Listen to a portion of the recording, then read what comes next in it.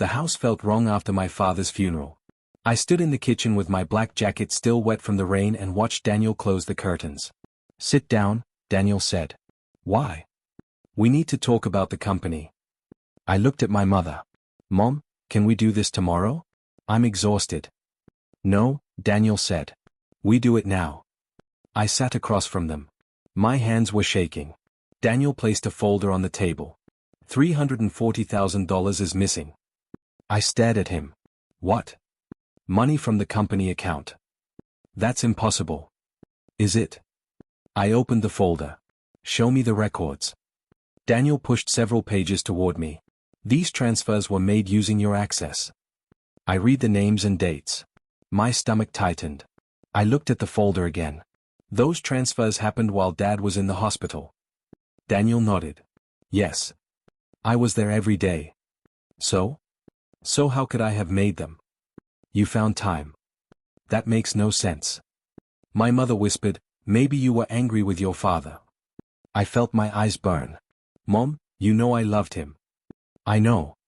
"Then look at me and say I stole from him." She could not. Daniel answered for her. "You did." I shook my head. "No. I didn't."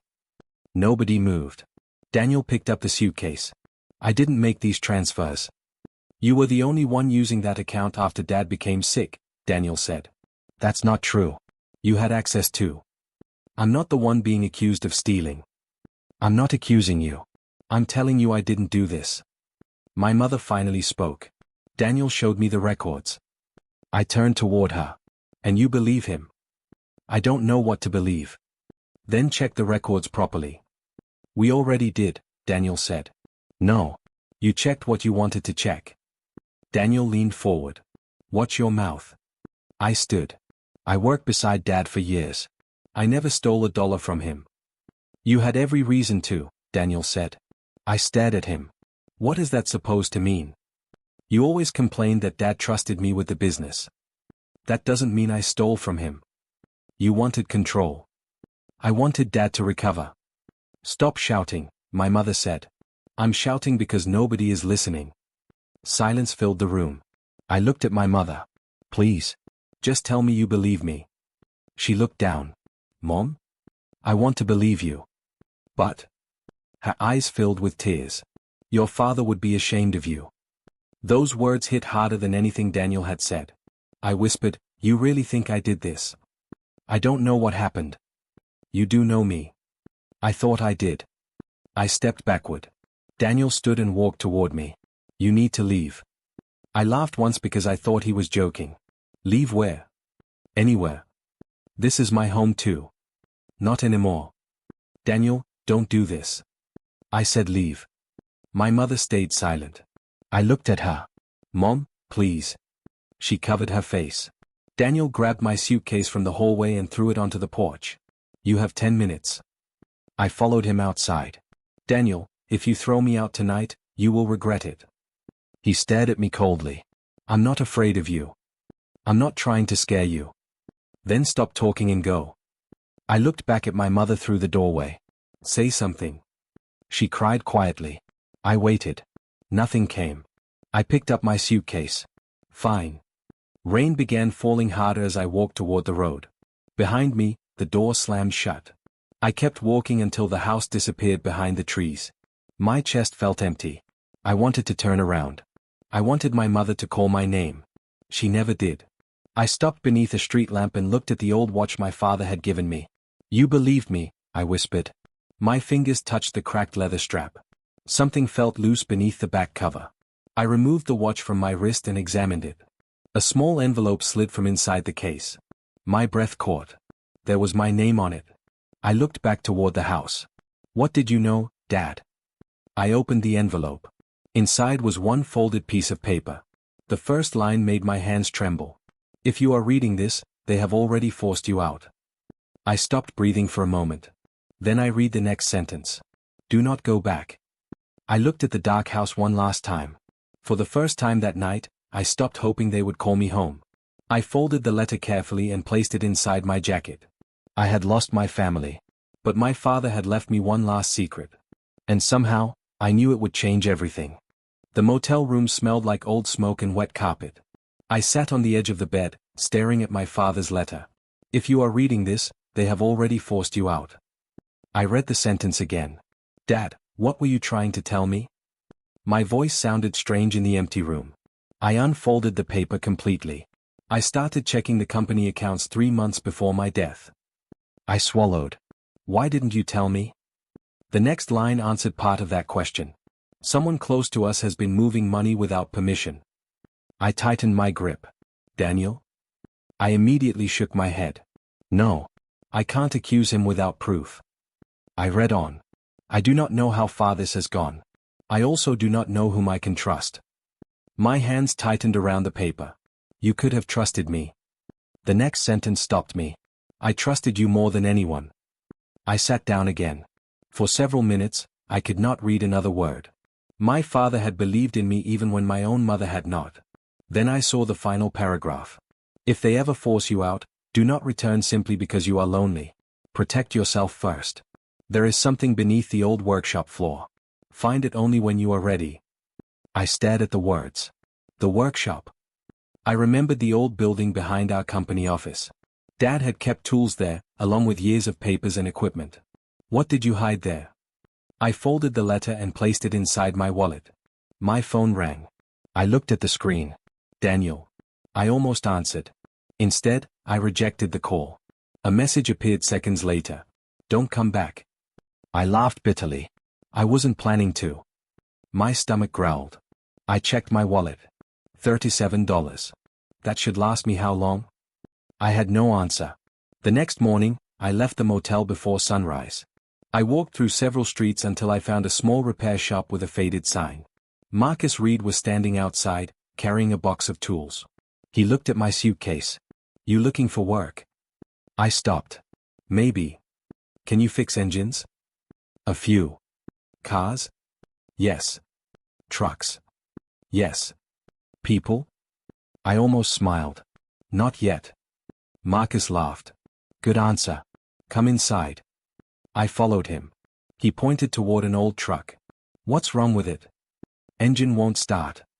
I opened the hood. Give me 5 minutes. You sure? No. He raised an eyebrow. But I can try. 20 minutes later, the engine finally started. Marcus folded his arms. Who taught you? My father. Where is he? I looked down. He died. Marcus's expression changed. I'm sorry. Thank you. He waited a moment. Where are you staying?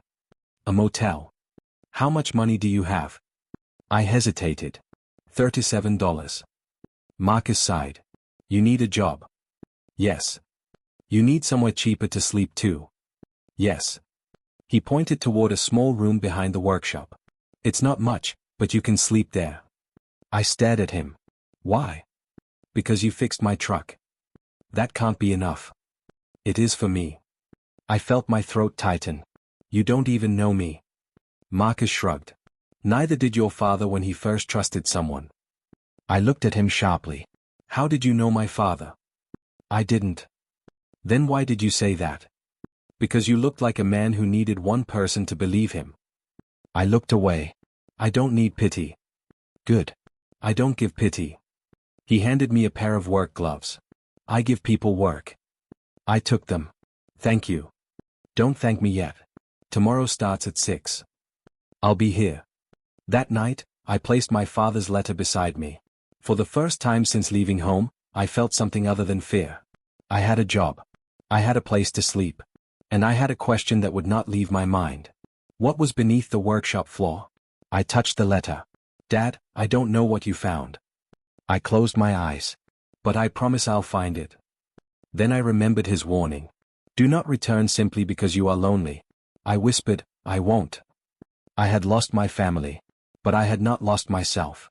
And somewhere beneath that old workshop floor, my father had left me a truth that could change everything. Tomorrow, I would start again, not as my family's rejected son, but as a man determined to uncover the truth and survive. 5 years passed, but I still remembered that rainy night. I remembered my mother's silence. I remembered Daniel's voice. And I remembered my father's letter.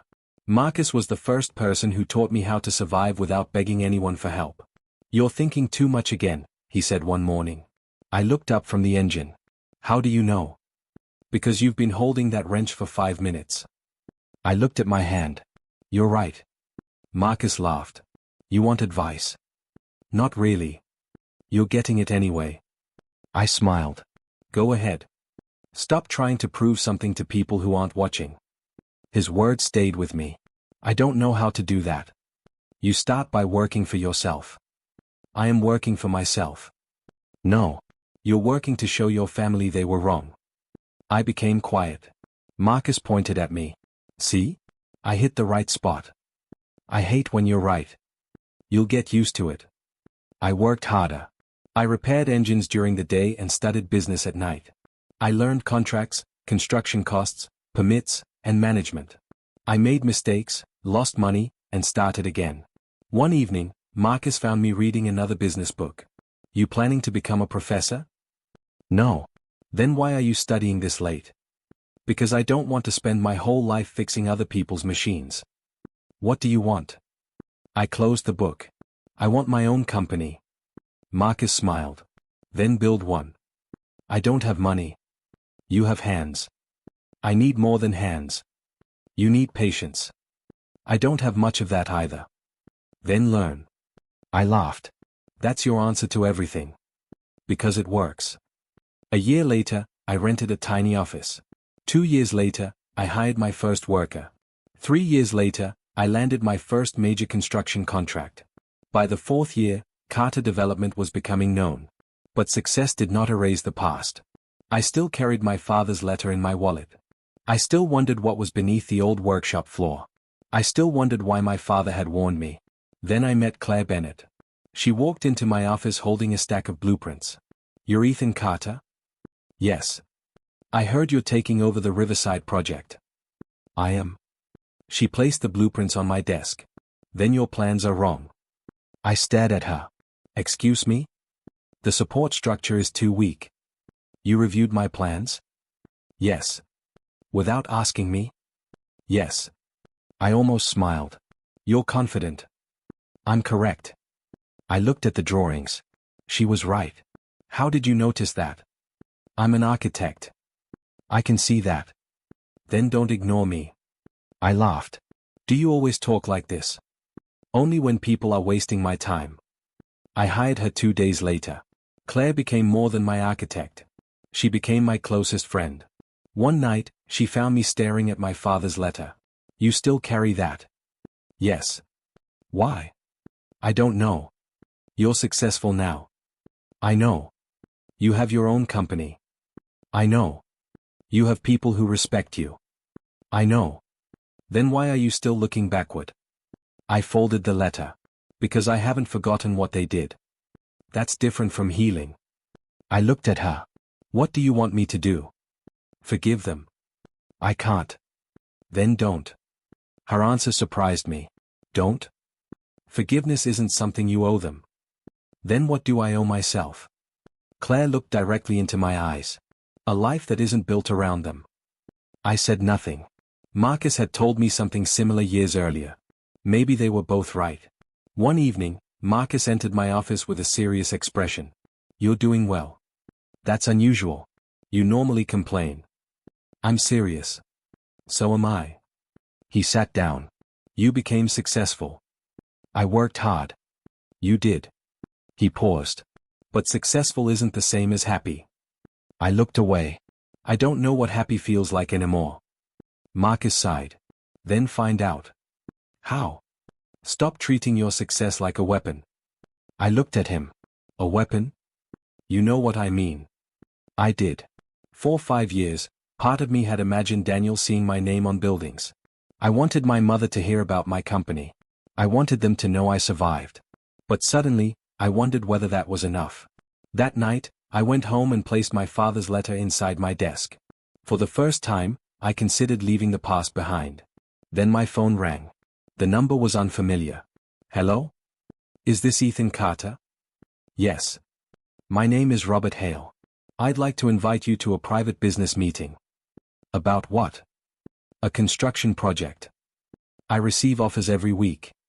This one involves your family's company. My heart stopped. My family's company? Yes. I stood slowly. What do they want? There was a pause. That's something you need to hear in person. The call ended. I stared at the phone. 5 years had passed. I thought I had escaped my family. But now, somehow, they were coming back into my life. And this time, I wasn't the man they had thrown away. I arrived at the meeting 10 minutes early. When I entered the conference room, I saw 3 people waiting. I reminded myself that I owed them nothing anymore. Robert Hale stood first. Mr. Carter, thank you for coming. Ethan is fine. He nodded. This concerns the Riverside expansion. What does my family have to do with it? Robert hesitated. Carter Construction needs a buyer. I sat down. Needs a buyer? The company is in serious financial trouble. I looked at the documents. How serious? Serious enough that the bank may take control within weeks. I looked at the documents. Who approved these loans? Robert slid a file toward me. Daniel Carter. My fingers stopped moving. Daniel? Yes. I leaned back. How much debt? More than the company can handle. I stared at the numbers. Now I was looking at the price of his mistakes. The door opened. My mother walked in. I froze. She looked older. She stopped when she saw me. Ethan? I stood. Hello, Mom. Her eyes filled with tears. You came. I came for a business meeting. I know. Daniel entered behind her. He looked at me without recognizing me. Who is he? My mother whispered, it's Ethan. Daniel stopped. His face went pale. No. I said nothing. He stared at me. You? Yes. You changed. So did you. Daniel looked away. Robert cleared his throat. Please sit down. We need to discuss the project. Daniel sat slowly. I remained standing. Before we discuss anything, I want to know why my name is connected to this company. Daniel looked at me. It isn't. I opened the financial file. Then explain this. He leaned forward. What are you talking about? These old transactions. His expression changed. They're company expenses. Some are listed under an account I used. You had access. So did you. Daniel's jaw tightened. Why are you digging through 5-year-old records? Because 5 years ago, you accused me of stealing. My mother lowered her eyes. Daniel said nothing. I looked at her. You believed him. I was wrong. I turned toward her. What did you say? I said I was wrong. Daniel suddenly stood. Mom, this isn't the time. I looked at him. When is the right time? He slammed his hand on the table. We're trying to save the company. And now you need me. I didn't say that. You didn't have to. Robert interrupted. Ethan's company is one of the few firms capable of taking over the Riverside project. Daniel looked at me. You could help us. I almost smiled. Help you? Family should help family. I remembered my suitcase hitting the porch. I remembered standing in the rain. I remembered begging my mother to say something. I looked directly at Daniel. 5 years ago, family told me to leave.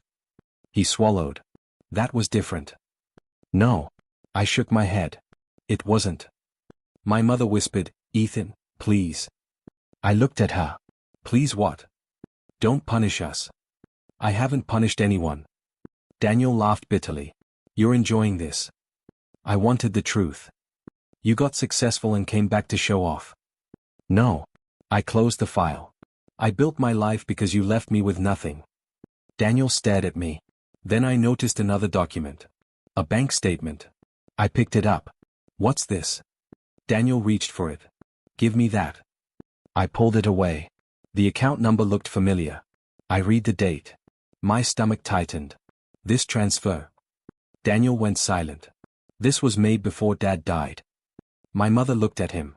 Daniel? He said nothing. I looked at the account details again. The missing money had not disappeared. It had gone somewhere. And for the first time, I wondered whether the night my family destroyed my life had been built on a lie. As I left the meeting, my phone vibrated. Unknown number. I answered. Is this Ethan Carter? Yes. My name is Samuel Brooks. Who are you? I used to work for your family. What do you want? I know who took the money. My heart began pounding. Then tell me. I can't say it over the phone. Why? Because if Daniel learns I'm talking to you, I'm finished. I stopped walking. Where can I meet you? He gave me an address. Then he whispered, come alone. The call ended. I stood there, realizing that one phone call had reopened a wound I thought I had buried. I looked back at the conference room. Daniel was watching me through the glass. For the first time in 5 years, I felt the past breathing down my neck. I arrived at the address Samuel had given me just before sunset. It was an empty cafe near the old industrial district. A man sitting in the corner raised his hand. Ethan? Yes. Samuel? He stood quickly. Sit down. I took the chair opposite him. You said you know who took the money. I do. Then tell me. Samuel looked toward the door. Daniel. I stared at him. You're sure? I saw him. When? 3 months before your father died. My hands tightened. Why didn't you tell anyone? I was afraid. Afraid of Daniel? Yes. What did he do? He threatened me. I leaned forward. With what? He said he would destroy my career and make sure nobody hired me again. I shook my head. You should have told my father. I tried. What happened? Daniel found out. Samuel lowered his voice. He told me your father already suspected me. That wasn't true. I know that now. I pulled out my father's letter. My father suspected someone inside the company. Samuel stared at it. Did he write that? Yes. Samuel looked shocked. Then he knew. Knew what? That Daniel was moving money. My chest tightened. Tell me everything. Samuel took a breath. Daniel created transfers using your employee access. My access? Yes. Why? To make it look like you were stealing. I closed my eyes. So the night they threw me out. It was planned. I looked at him. Why would he do that? Samuel hesitated. Because your father trusted you. I laughed bitterly. That was enough. For Daniel, yes. I stood. I need proof. You won't find everything here. Where, then? Samuel looked at me. Your father's old workshop. My heart stopped. You know about it. I worked there for 12 years. Did you know what was beneath the floor? I saw your father hiding something. What? I don't know. I remembered the letter. If they ever force you out, look beneath the old workshop floor. I whispered, Dad. Samuel looked confused. What? My father left me a message. I showed him the sentence. Samuel's eyes widened. Then go. Tonight. Before Daniel realizes what you know. I drove to the workshop alone. The building looked exactly as I remembered it. I unlocked the door with an old key Marcus had helped me recover. Inside, everything smelled of dust and metal. I walked toward the wooden floor. Dad, what did you leave here? I checked beneath the workbench. Nothing. Then I noticed one board looked newer than the others. I found a metal tool and lifted it. The board came loose. Underneath was a small metal box. My hands trembled. I pulled it out and opened it. Inside were bank statements, copies of company records, and several handwritten notes. I picked up the first document. The transfers matched the date Samuel had given me. I whispered, it was you. Then I found a small recorder. I pressed the button. My father's voice filled the empty workshop. If you're hearing this, I wasn't able to finish what I started. I froze. Dad. His voice continued. I discovered that money was being moved from the company account. I sat on the floor. I believe Daniel is involved, but I do not yet have enough proof. My eyes filled with tears. I wanted to protect both my sons. The recording paused. Then he continued. If something happens to me, Ethan, listen carefully. I wiped my eyes. Do not destroy your family out of hatred. I shook my head. Why would you say that? Protect the innocent. Let the truth speak for itself. I pressed the recorder closer. Your brother may have made terrible choices, but revenge will not bring me back. I lowered my head. My father knew. He knew everything. And somehow, he still wanted me to choose justice. The recording ended. I sat there in silence. For 5 years, I had imagined this moment. I had imagined exposing Daniel. I had imagined watching him lose everything. But now I had my father's voice in my hands. I looked at the evidence. I could destroy him. I picked up the bank statements. I could make everyone know what he did. Then I remembered my father's words. Protect the innocent. My anger fought against my reason. I wanted revenge. I wanted Daniel to feel the same fear I had felt. But I knew the truth now. If I used the evidence to hurt innocent people, I would become exactly what I hated. I packed everything into my bag. I'll tell the truth, Dad. I stood. I won't lie for him. My phone suddenly rang. Daniel. I stared at his name. I answered. What do you want? His voice was cold. Where are you? Why? You went to the workshop. My blood ran cold. How do you know? Because I know you better than you think. I looked around the empty room. What are you afraid I'll find? There was silence. Then Daniel whispered. You found it. I tightened my grip on the phone. What? The evidence. The call ended. I stood frozen. Daniel knew. And now he knew that I knew. I barely slept that night. Daniel knew I had the evidence. That meant I had to move carefully. The next morning, Claire walked into my office carrying 2 coffees. You look terrible. I had a difficult night. Daniel? I nodded. She placed the coffee on my desk. What happened? He knows I found the evidence. Claire sat down. Then we need to protect it. I already made copies. Good. I also sent copies to Samuel. Claire looked relieved. Then you're not alone. Before I could answer, my phone rang. Daniel. I answered. What? Meet me. Why? Because we need to talk. I have nothing to say to you. I do. Where? The old parking lot behind the warehouse. I looked at Claire. She shook her head. Don't go alone. I won't. I arrived 30 minutes later with Claire waiting nearby. Daniel stood beside his car. You brought someone. I don't trust you. You never did. I laughed. You made sure of that. Daniel looked exhausted. Give me the evidence. No. I'll pay you. How much? 200,000. I stared at him. You think money fixes this? I know you need money. I built a company without you. You think I'm stupid? No. I think you're desperate. His jaw tightened. Give me the files. No. You don't understand what will happen. I understand perfectly.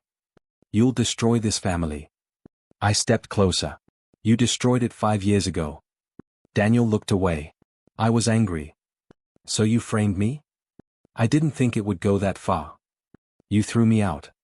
I thought you'd come back. My mother called me a disgrace. Daniel lowered his head. I know. You watched me leave. I know. And you never stopped me. I was scared. Of what? Dad. I stared at him. What? Daniel finally looked at me. Dad always trusted you. I said nothing.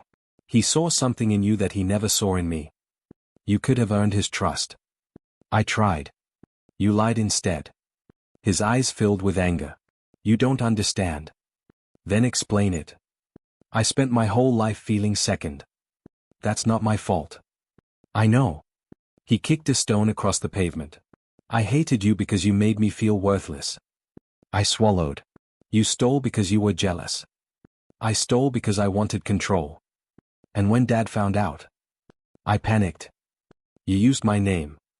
I thought I'd fix it. You framed me. I thought if you left, everything would calm down. I stared at him. You destroyed my life to protect yours. I was wrong. Yes. Daniel pulled an envelope from his coat. Take this. I opened it. A cashier's check. 500,000. I looked at him. No. Please. You're asking me to bury the truth. I'll do anything. Tell the truth. He froze. What? Tell everyone what you did. I can't. Then you haven't changed. He stepped toward me. Ethan, please. I stepped back. No. You're my brother. You stopped being my brother when you chose to destroy me. His face fell. I turned away. Wait. I stopped. My mother doesn't know everything. What doesn't she know? Dad suspected me. I know. Daniel looked surprised. How? Dad left evidence. His expression changed. Did he leave a recording? I nodded. Daniel closed his eyes. He knew. Yes. He whispered, I thought I got away with it. You didn't. I walked toward my car. You're really going to expose me? I am going to expose the truth. You'll ruin me. No. I turned around. Your choices ruined you. I drove back to the office. Claire was waiting. What happened? He confessed. She stared at me. Did you record him? No. Then we need the documents. I have them. Samuel arrived an hour later. He placed another folder on my desk. I found more. I opened it. What is this? Payroll records. I looked at the dates. Daniel used company money to pay personal debts. Claire leaned closer. This is enough. I nodded. I want everything documented. Samuel asked, Are you sure? Yes. Even if your family goes down. I looked at my father's letter. I don't want my family destroyed. Claire watched me carefully. Then what do you want? The truth. She smiled slightly. That's the first time I've heard you say that. I used to want revenge. And now? I folded my father's letter. Now I want justice.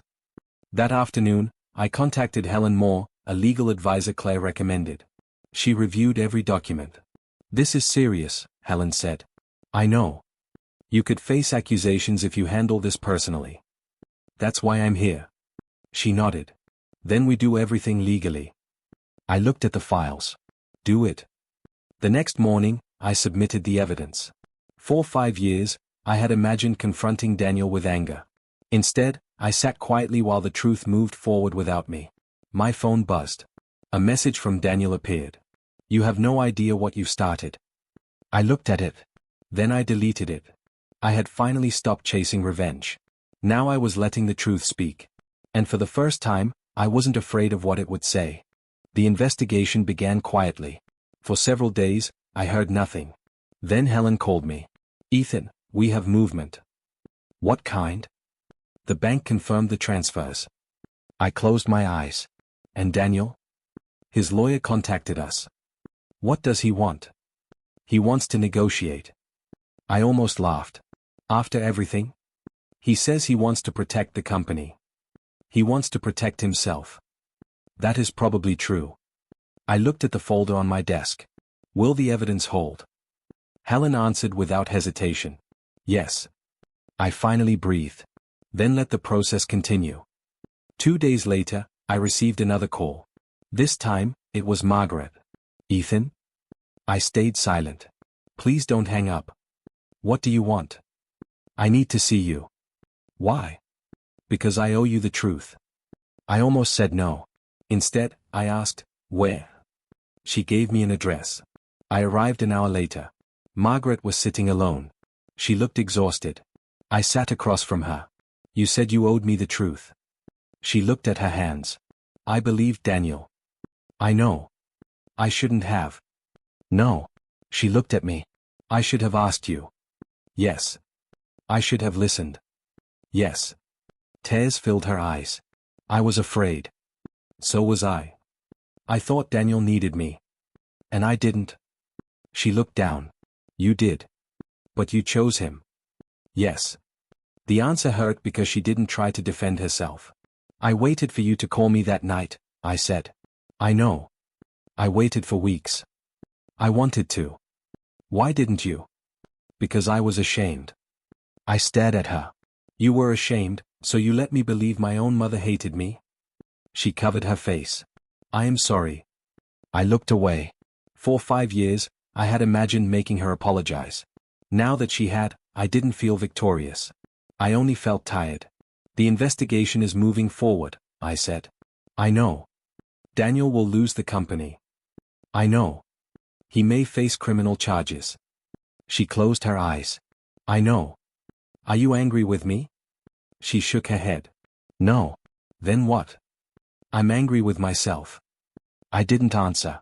She reached into her bag. There is something else. What? Your father left something for you. My heart stopped. What do you mean? Before he died, he told me he had made arrangements. What arrangements?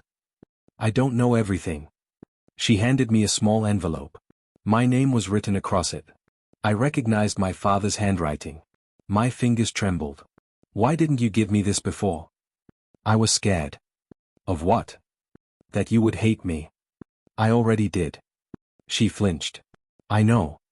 I opened the envelope. Inside was a property document. I stared at it. What is this? Your father owned a small piece of land outside the city. Why is my name on it? He wanted you to have it. I read the document again. He planned this before he died. Yes. Why? Margaret whispered, he wanted you to have a place that nobody could take away from you. My eyes filled with tears. I looked down. He knew. He knew what? That one day, I might need somewhere to start again. Margaret cried quietly. I folded the document. I don't know what to say. You don't have to say anything. I stood. Mom. She looked up. I don't forgive everything. I understand. But I don't want to hate you anymore. Her lips trembled. That is more than I deserve. I walked away. Outside, Claire was waiting beside my car. How did it go? My mother apologized. Claire studied my face. And? I expected to feel happy. But you didn't. No. She nodded. Because apologies don't erase memories. I looked at the envelope. My father left me land. Claire smiled. Maybe he wanted you to build something. I think he did. Then build it. Months passed. The investigation ended with Daniel losing control of the company. The banks took possession of most of its remaining assets. The truth became public. My name was officially cleared. One evening, Marcus called me. You heard? Yes. Feel better? I thought about it. A little. That means you're healing. Maybe. He laughed. You're still stubborn. I learned from you. Don't blame me for that. I smiled. For the first time in years, I felt the weight inside me becoming lighter.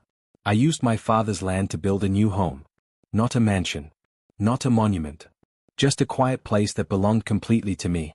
Claire stood beside me one afternoon. You finally look peaceful. I think I am. What changed? I looked at the house. I stopped waiting for my family to give me back what they took. And? I built it myself. Claire smiled. I touched the small wooden box where I kept my father's letters. I had survived the night they threw me away. I had uncovered the truth. I had cleared my name. But I knew the hardest part was still ahead. One morning, I woke to a message from Margaret. Please come outside. I walked to the window. My heart stopped. A car was parked beside the road. Then another.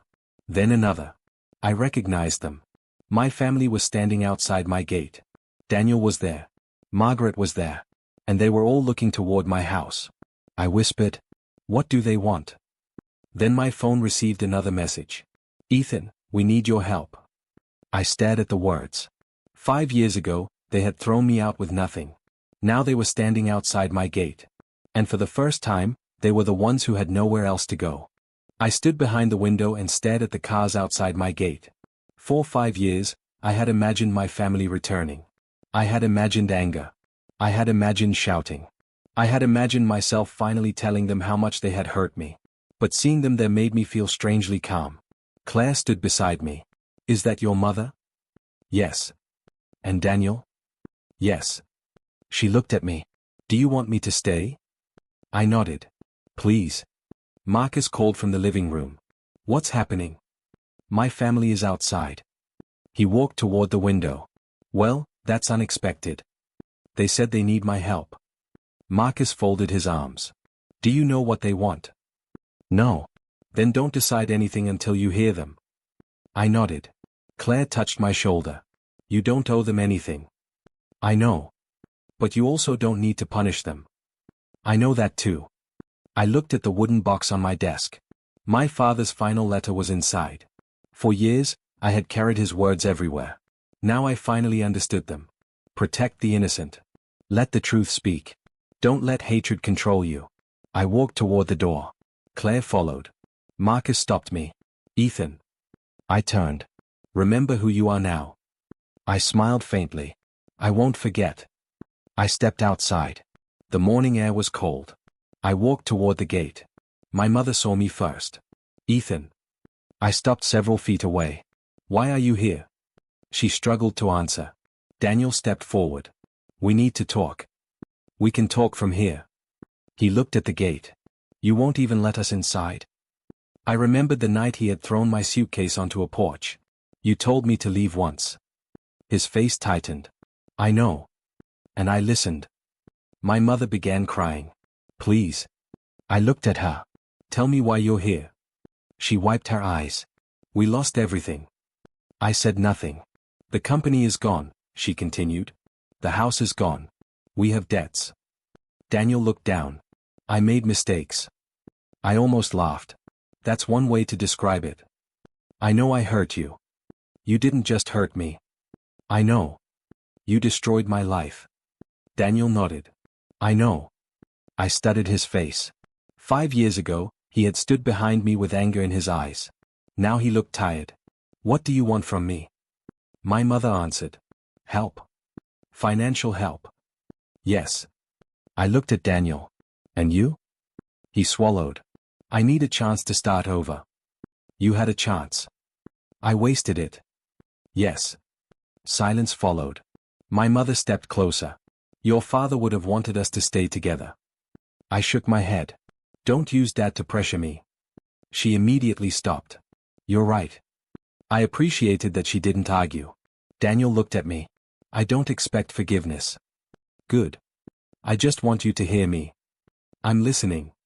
He took a deep breath. I was jealous of you. I know. No. You don't. He looked down. I spent years believing Dad loved you more. He loved us both. I didn't believe that. So you stole from him? Yes. And blamed me? Yes. You threw me out? Yes. His voice broke. I was wrong. I looked at him. You were. My mother whispered, Daniel has nowhere to go. I looked at her. That doesn't make his actions disappear. I know. I won't give him the company. We're not asking for that. What are you asking for? Enough money to survive. I looked toward the road. Then I remembered my first night at the motel. $37. No family. No home. Nobody waiting for me. I looked back at them.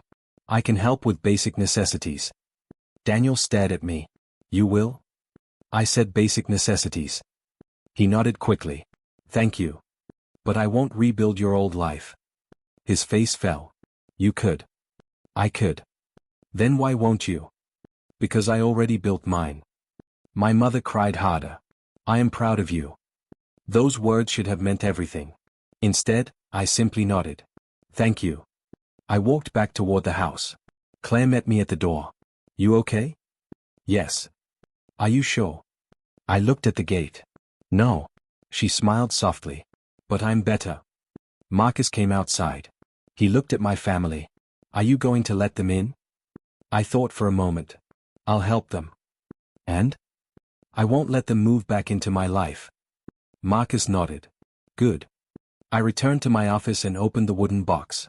My father's final letter was inside. I read it one last time. Then I folded it carefully. I understand now, Dad. I placed it in the box. For 5 years, I had carried those words because I was afraid of forgetting. Now I didn't need to carry them anymore. I closed the lid. Outside, my family was still waiting. I walked to the gate one final time. I'll arrange what you need, I told them. My mother nodded through her tears. Daniel whispered, thank you. I looked at him. Don't thank me yet. He frowned. Why? Because this isn't forgiveness. He nodded slowly. I understand. I stepped back. But it's a beginning. I closed the gate. For the first time, I didn't feel trapped by my past. I felt free from it. And tomorrow, I would wake up in the home I built with my own hands. The next morning, I stood at my kitchen window and watched the road outside my house. For the first time, I wasn't waiting for my family to return. I was simply living. Claire walked into the kitchen. You didn't sleep. I slept enough. You're lying. I smiled. Maybe a little. She poured coffee. How do you feel? Strange. Because they came? Because I didn't hate them. Claire looked at me. That sounds like progress. I thought revenge would feel better. It rarely does. I looked toward the gate. I spent 5 years imagining Daniel begging me for help. And now? Now I feel sorry for him. Claire nodded. Feeling sorry for someone doesn't mean trusting them. I know. My phone rang. It was Daniel. I answered. What is it? I wanted to thank you. You don't need to. I do. There was a pause. Ethan, I don't know how to fix what I did. You can't. I know. Then stop trying to erase it. What should I do? Accept what happened. I will. His voice became quiet. I was jealous of you. I know. I thought Dad loved you more. He loved us both. I understand that now. I closed my eyes. I'm glad. Do you forgive me? I thought about the question. I don't know. Daniel stayed silent. I forgive you for my own peace, I finally said. But forgiveness doesn't mean I trust you. I understand. Good. We ended the call. I placed my phone on the table. Claire smiled. That sounded difficult. It was. But you did it. I think Dad would have wanted that. I walked to my office and opened the wooden box. My father's letter was still inside. I unfolded it one last time. The words looked different now. Years ago, they had felt like instructions for survival. Today, they felt like permission to let go. I whispered, I finally understand. Marcus arrived later that morning. He looked around my home. You built all this? Yes. Not bad for a man who once had $37. I laughed. You remember that? I remember everything. I sat beside him. Marcus, thank you. For what? For giving me a place to sleep. You earned that place. For believing me. I didn't need much convincing. I needed it. He looked at me. I know. I felt tears gathering in my eyes. I used to think my family decided my worth. Marcus shook his head. They never had that power. I know that now. He smiled. Then you're finally free. That afternoon, I drove to the land my father had left me. The house stood quietly under the sun. I walked through every room. There were no family photographs. No old arguments. No memories of that night. Only peace. Claire joined me near the front door. You really like this place? I love it. Why? Because nobody gave it to me. She smiled. I built it. No, I said. You built your life. I looked at the walls. I only learned how. That evening, I placed my father's letter inside the wooden box and closed it. I didn't put it in my wallet. I didn't carry it with me. For the first time, I was leaving the past where it belonged. Before going to bed, I looked through the window. My family was gone. The road was empty. The gate stood closed. I thought about the night I had walked away with one suitcase. I had believed my life was over. I had been wrong. My life had only begun. I whispered, Dad, I made it. Then I turned off the light. 5 years ago, they threw me out with nothing. 5 years later, they stood outside my gate asking for everything. I could have destroyed them. Instead, I chose justice. I could have carried hatred forever. Instead, I chose peace. I could have returned to the family I lost.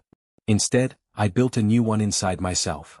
And as I closed my bedroom door, I finally understood the truth. I hadn't won because my family lost.